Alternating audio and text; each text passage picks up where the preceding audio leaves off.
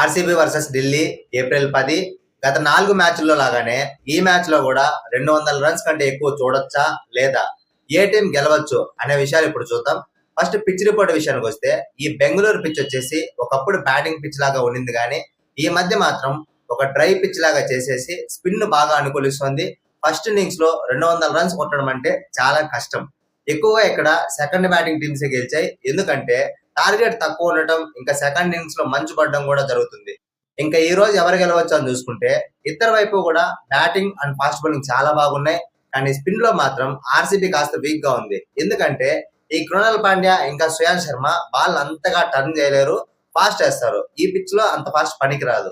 కానీ ఢిల్లీ వైపు మాత్రం అక్షర్ పటేల్ ఇంకా కుల్దీప్ యాదవ్ చాలా బాగా స్పిన్ వేస్తారు. సో ఓవరాల్ గా ఈ మ్యాచ్ లో ఢిల్లీ గెలవడానికి కాస్త అవకాశాలు ఎక్కువగా ఉన్నాయి.